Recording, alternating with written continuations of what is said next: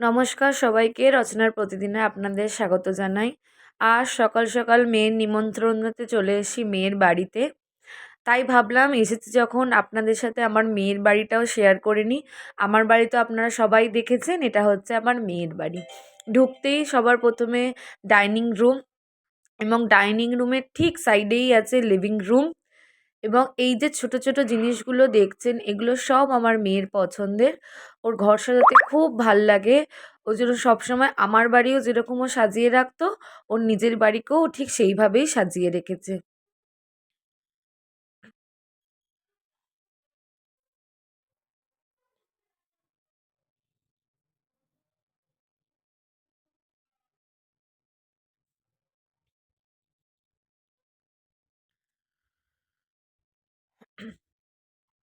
এবার living room থেকে সোজা চলে যাব ঠাকুর ঘরের দিকে। ঠাকুর ঘরে আছেন মা লক্ষ্মী, আছেন গণেশ, আছেন জগন্নাথ, নারায়ণ, সবাই আছেন। এইসবে পুজো হয়েছে, সেরেছেও, তার জন্য এখনো প্রসাদ নামানো হয়নি। এই যে দেখতে পাচ্ছেন মহাদেব আছেন। আর এটা হচ্ছে ওর ঠাকুরঘর, যেটা আমার খুব পছন্দের। এবার ঠাকুরঘর থেকে যাব আমার নাতির রুমে। সে খালি বলছে যে দিদা চলো চলো। আর তার আগে দেখিয়ে দিই, এটা হচ্ছে কনসোল টেবিল, যেখানে আমার মেয়ে যেখানেই ঘুরতে যায় সেখান থেকে সেখানের একটা স্মৃতি নিয়ে এসে এসে এখানে রাখে। যেরকম রামলালা আছে, কেদারনাথ আছে। আর এইটা হচ্ছে আমার নাতির রুম, পুরো কিডস রুম। এটা পুরোপুরি ওর পছন্দের বানানো। ও যেরকম যেরকম ডিসাইড করেছে, দেখে দেখে সেইভাবেই বানানো হয়েছে। ওর এই রকমই একটা রুমের খুব ইচ্ছা ছিল। এই যে ওর টয় সেকশন, এখানে সমস্ত টয় রাখা আছে। আমার নাতি এই যে মেডেল পেয়েছে, আমার মেয়ে সেগুলো লিখে দিয়েছে এখানে। মেডেল, তারপরে এখানেও খেলা, এটাও স্টাডি টেবিল। এখানে ওর ম্যাম আসে ওকে পড়াতে। আর এই যে আপনি অপোজিটের বাড়িটা দেখছেন, এখানে না একটা কিট্টু বলে ডগি থাকে। ওর সব থেকে বেস্ট ফ্রেন্ড হচ্ছে সেই কিট্টু। ও এই জানলা দিয়ে সারা দিন পারলে কিট্টুর সাথে গল্প করে যাবে। ও এখান থেকে সাড়া দেয় আর কিট্টু ওকে এখান থেকে সাড়া দেয়।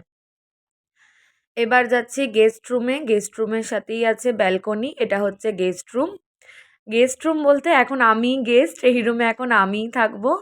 আর এর সাথেই আছে ব্যালকনি।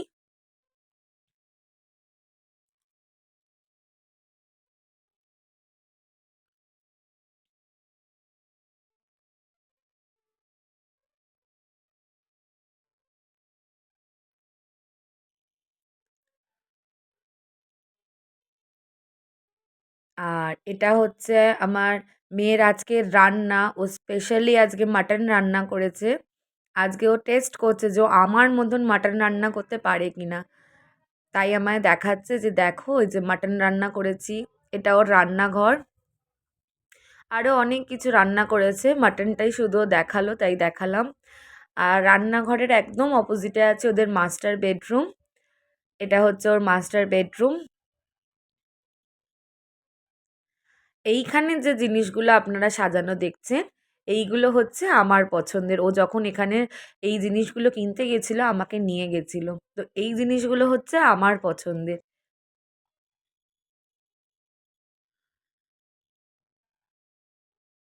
ওর বেডরুমে খুব ভালো রোদ আসে, তার জন্যে ও সমস্ত এই সকালটাই জানলাগুলো খুলে রাখে। এই যে রোদটা আসে, খুব ভাল লাগে রোদের মধ্যে বসে থাকতে। একটু কফি বা একটু চা আর একটা চেয়ার আর এই জানলার সামনে বসে যে হালকা হাওয়া আর রোদটা আসে, এটার মধ্যে বসার আনন্দটাই আলাদা। আপনারা নিশ্চয়ই বুঝতে পারছেন। এটা হচ্ছে ওর ড্রেসিং টেবিল।